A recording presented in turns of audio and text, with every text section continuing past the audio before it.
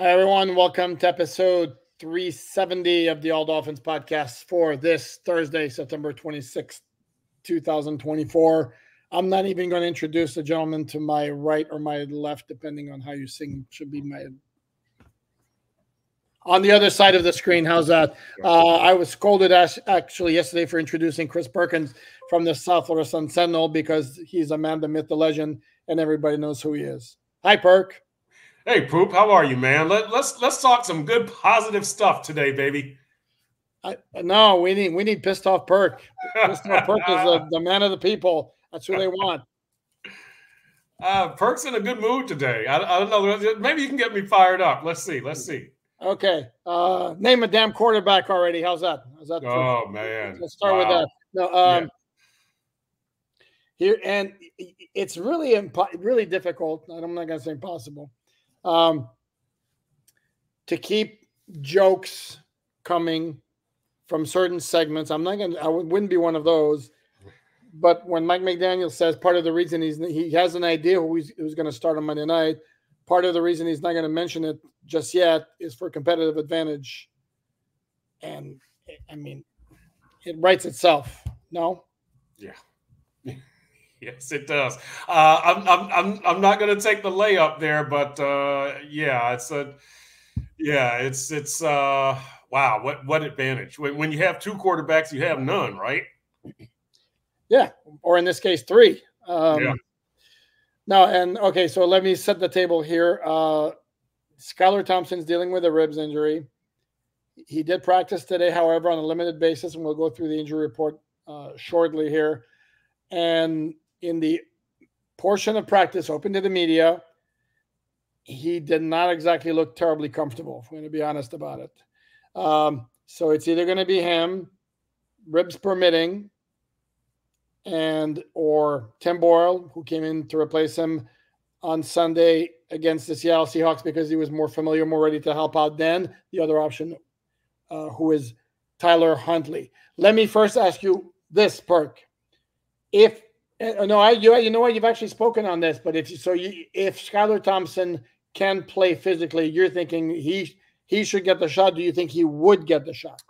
Well, I think Skylar probably deserves another shot for a couple of reasons. Number one, you invested so much in him, and number two, which I think I'm going to write tomorrow, is you go history versus recency with Skylar. You've got to take the history, right? You've got over 2 years with this guy versus a bad 3 quarters at Seattle when nobody else was playing well either. I would think you have to trust your history with Skylar and give him another start. If Skylar doesn't play this week, which it looks like he's not, I would probably start Tim Boyle because he has more experience in the system. I would have both quarterbacks ready. Both quarterbacks are probably going to play no matter what. But I would probably start Boyle because I think that he gives you more options to get the ball to Tyreek and Jalen Waddle. And that's going to be your number one goal for the offense, is figuring out ways to get the ball to them while Tennessee sits in a two deep safety defense. Okay. Now, having said that, as was tweeted out by one of our colleagues, I think when we talk among ourselves in the media room, more people than not would make the prediction that it's going to be Tyler Huntley, based on the fact he's got better career credentials than Tim Boyle. And we don't have to go through Tim Boyle's career credentials, which sadly are not terribly impressive. Tyler Huntley, let's put it this way. Tyler Huntley has a career passer rating of 79.0. And it's easily the best among the quarterbacks on the Dolphins active roster, which is not great. He also has a losing record as a starting quarterback in the NFL, which also isn't great. But then again, so does Skylar Thompson, and so does Tim Boyle. And this is where somebody's going to come back at me and say, well, Poop, you always rail against starting record as a quarterback. And that is true. But it's a small part, not the whole part of the evaluation process. My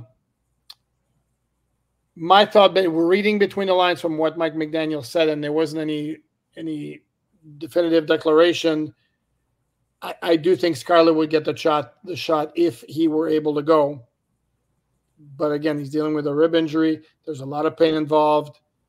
Is he going to be put out there if he's taking one shot there and he's down for the count? I don't know.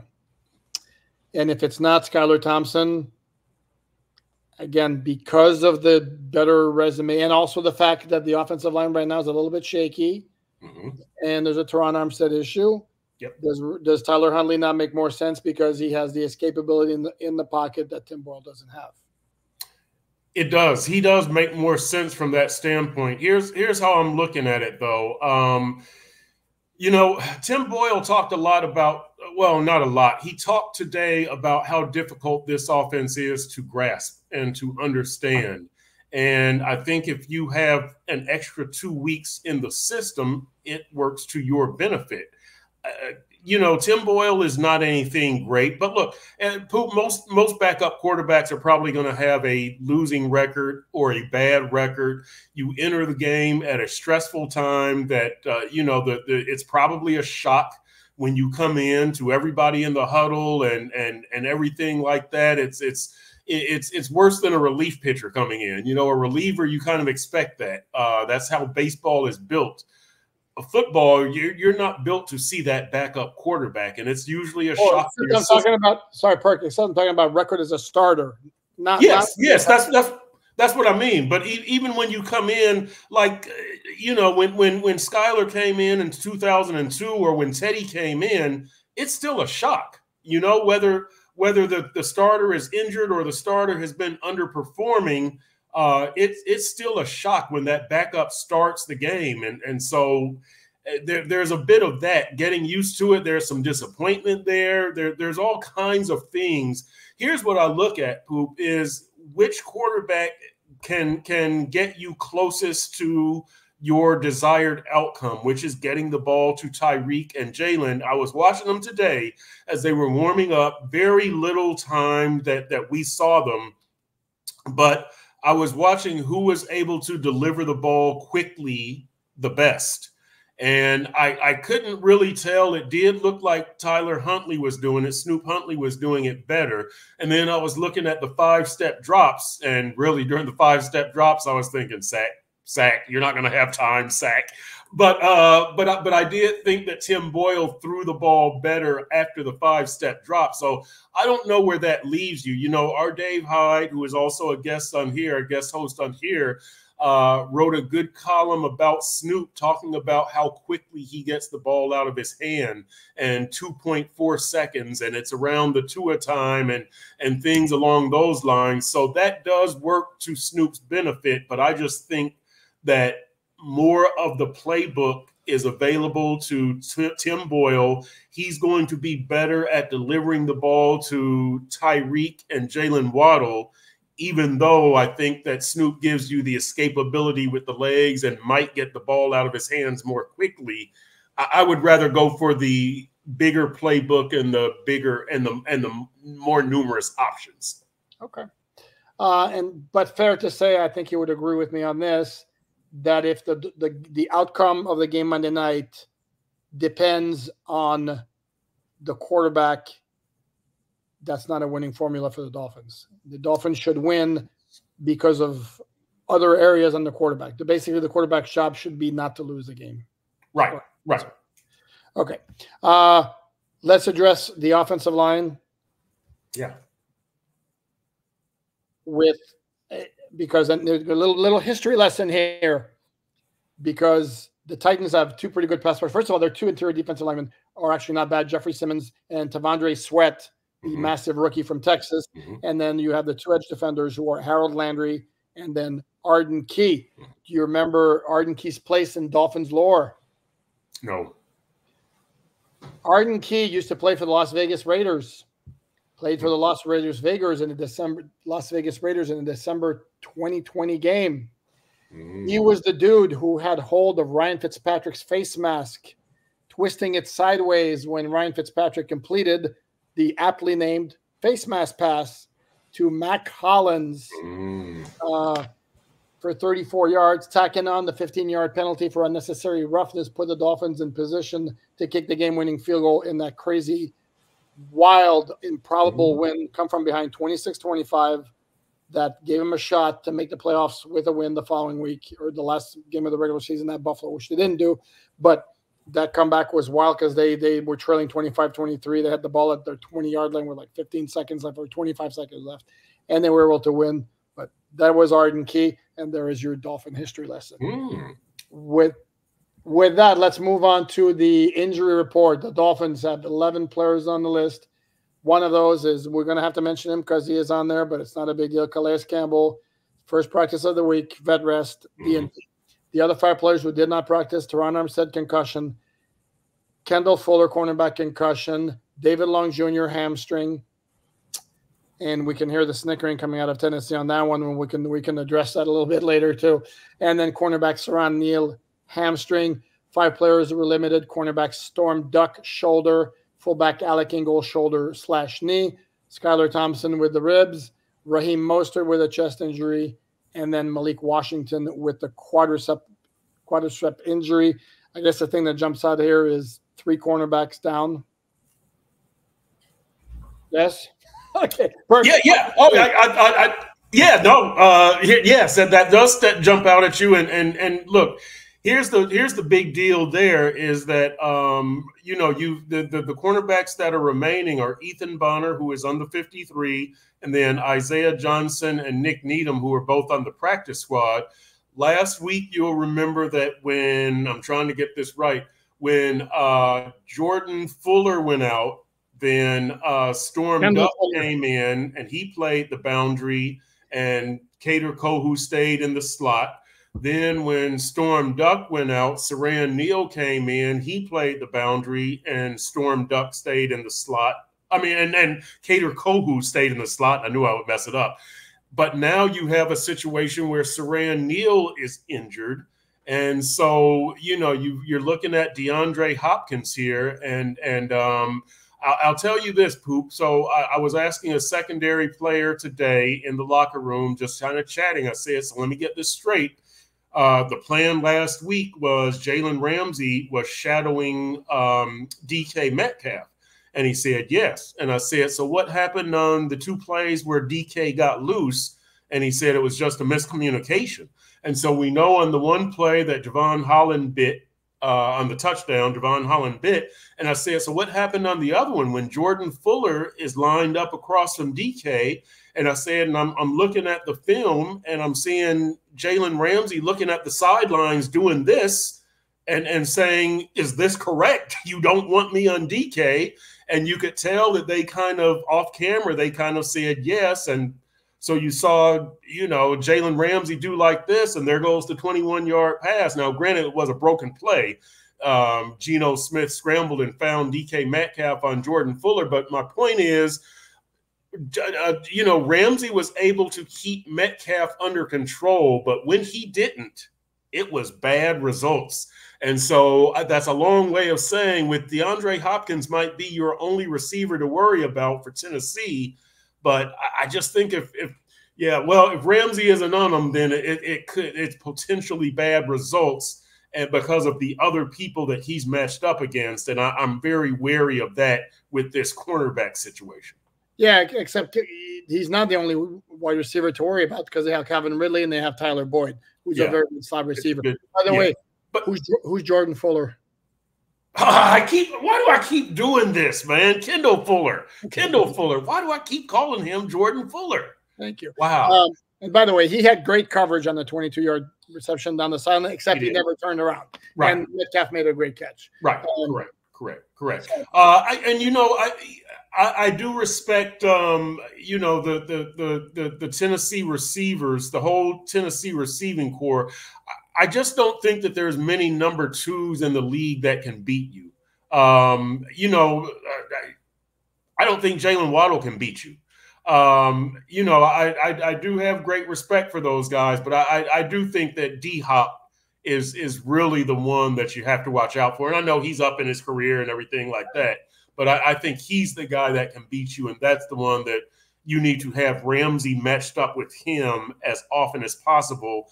and don't have any coverage busts because they can take advantage. I know Will Levis, you can say what you want about him being a turnover machine, but he's got a big arm. He's capable of making 2 or 3 passes in a game. No, I agree. And the Dolphins had problems with all of the wide receivers last year when they played in the Monday night game.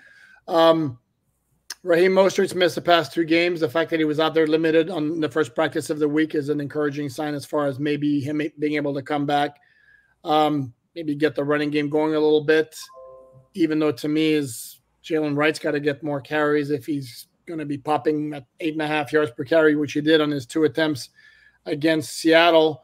And then outside of those guys, let's see. Oh, the David Long Jr., since we brought it up, we have to bring up, there was a comment from Mike Vrabel at the end of the 2022 season with Tennessee, where he basically called out 2 different players for dealing with injuries on a regular basis, kind of suggesting they weren't taking care of their bodies the proper way. And one of those was David Long, who had hamstring issues with the Titans. That didn't surface in Miami last year, but the fact that he's now not practicing and a bit of a question mark for the game Monday night against Tennessee certainly is quite ironical. Yep. And poor David Long, you know, I really like him. He is a headbanger. He is one of my second tier favorite guys. He's not a big talker, but he's a good information guy, somebody that I can go to and he can break down what happened, who should have been where, you know, what went right with the play, what went wrong with the play. Team captain this year, so the players have earned some respect for him. And hopefully he'll be out there on the field because I like David Long, and I know he wants to shut up Mike Vrabel. I know that. He would love to be out there, and if he's not, Vrabel gets kind of the last laugh here. Well, he played last year, and he's not. Don't have to worry about Vrabel right now. As Vrabel's gone, as Brian Callahan. That's true. That's true. Coach. I'm trying to remember. I think he played last year in that game at Hard Rock Stadium that Tennessee won 28-27 after the Dolphins led 27-13. And Saran Neal, we're talking about the cornerback situation. It also would be a loss more so perhaps on special teams than it would be on defense. And not that the special teams have been great, although they did have a very good punt return from Braxton Berrios last week, which was the longest play of the day for the Dolphins. The one thing they got to do, they got to stop with those illegal formation penalties, moving too early on that kickoff because that's getting old. That's 5 in 3 games so far this season. We're talking to the coordinators tomorrow, and I'm sure you or I will ask Danny Crossman, why does this keep happening and what needs to be done for it to stop happening? Yeah, and you know, special teams have been fairly productive. I say that knowing that Sanders has missed a field goal or 2 field goals, maybe. 2. And but they did have 3 good kickoff returns last week. They did have the good punt return last week. Jason Sanders has won a game for you. So it's been kind of, but you got all these penalties, like you say, Poop. And that's just inexcusable.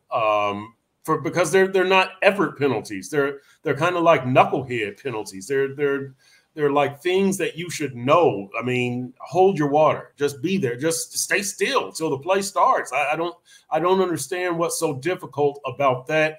Penalties creeping up for the Dolphins overall. They were up in 2022. They went down last year. They're back up again this year. So I look at this as more of a team discipline thing than a special teams discipline thing, but special teams is taking a lot of just knuckleheaded penalties, as you say.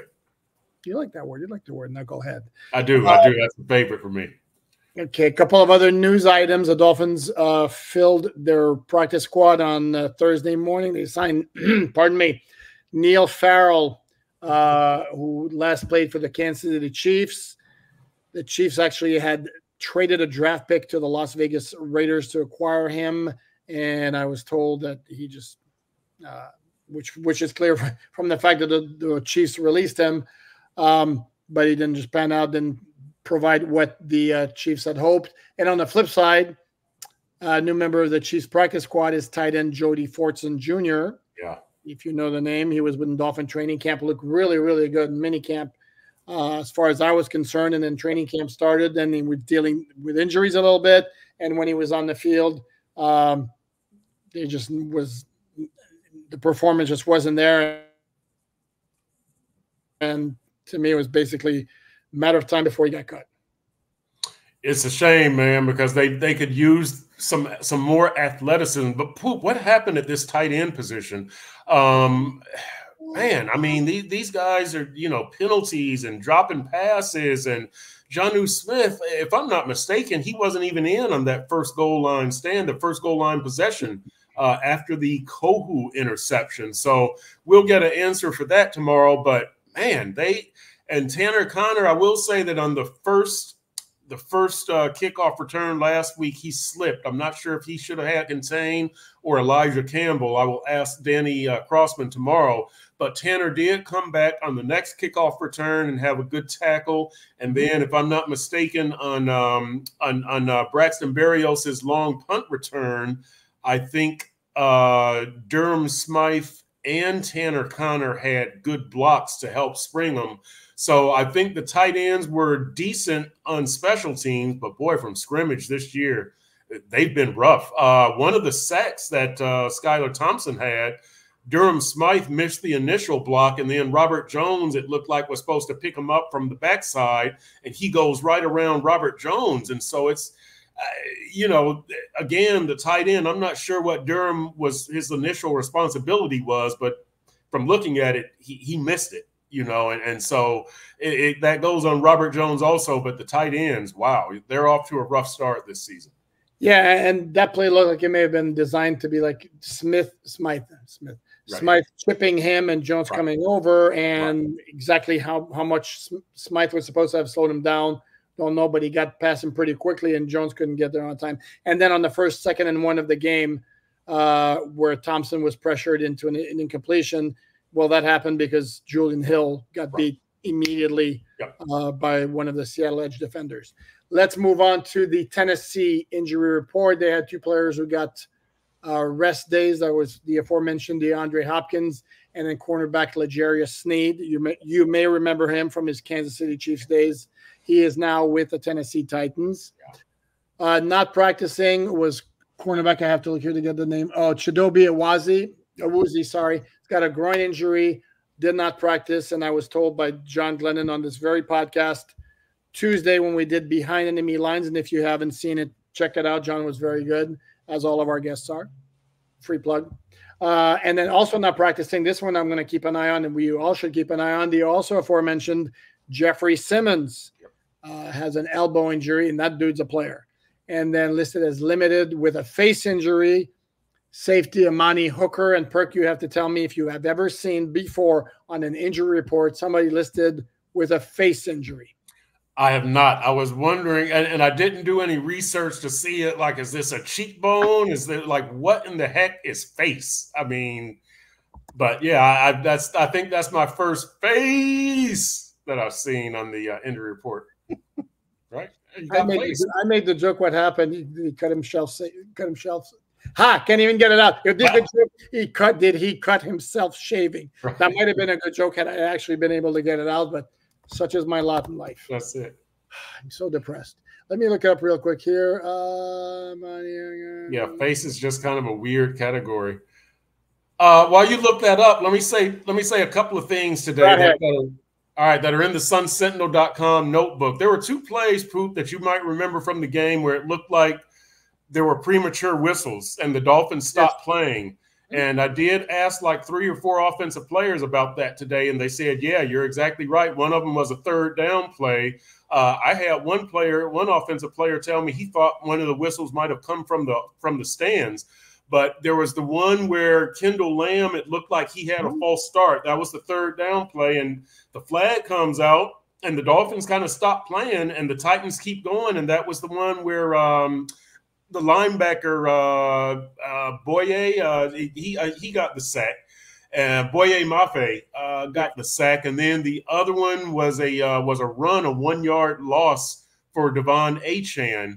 But I thought that was interesting. And then the other thing that I asked offensive players about on 1st and 6 from the goal line, Julian Hill got called for an illegal motion, but Devon Achane had a run. He was about to make a nice cut. There was a hole there. He was going to run between Teron Armstead and Robert Jones and behind Alec Ingold, but he slipped and fell. There was a hole there. He would have scored a touchdown. And I bring that up just to point out the offensive line and the goal line stand. And sometimes margins are very tight. You miss the Durham Smythe play. It's not like the Dolphins totally sucked down there on the goal line. The Achane run would have been brought back because of the Julian Hill penalty anyway. But some things are being done. They are kind of getting close to touchdowns down there. Close is not good enough. I understand it, but it hasn't been a total 100% disaster down there. So we'll see what happened on the premature whistles. We'll see if they can get like the Smythe thing cleared up and the Achane, execute that play, clean up the penalty, don't slip. But the offense hasn't been a total disaster, especially in the goal line, and that's just kind of what I wanted to point out. I know it's been a disaster, but not a total disaster. Not a total disaster. Okay. We can agree on that. There's a qualifying term in there. Not a total disaster. That's fair. Well, there's your silver lining, Dolphin fans. Yeah, baby. Told you I'll make you happy. See, there you go. Let me say this, Poop. And this is on a serious note to Dolphins fans that I've said this before. Look, your path to the playoffs remains the same, right? Beating non-playoff teams. 2 years ago, you were 9-8. 7 of your victories came against non-playoff teams. Last year, you're 11-6. 10 of your victories came against non-playoff teams. You've beaten Jacksonville, right? The 0-3 team. You did lose to the 2 undefeated teams, Buffalo and Seattle. Beat the next winless team, Tennessee. You'll be 2-2. Look at who's remaining on the schedule or upcoming until December. Beat these non-playoff teams, Dolphins. Beat the non-playoff teams. Your path to the playoffs is still there. Like, win your home games, beat the non-playoff teams. And I haven't done the math, but you probably go into December with what, 7 wins doing that? And maybe 8. And now, you will have to win like 3 of your last 5 or whatever, but you've got a path to the playoffs. And we're going to end it on this note. This is per the NFL, not me. And there's some people on social media who have fought me on this, but I'm going to go with the NFL again. And I did my own research. And based on my own research and my understanding and my reading of the tie-breaking rules, this is accurate. Right now, if the season were to end today, the Dolphins have the number 7 spot in the AFC playoffs. So there's that. I like that. That's huge. I like that, Poop. I like your research. Yeah.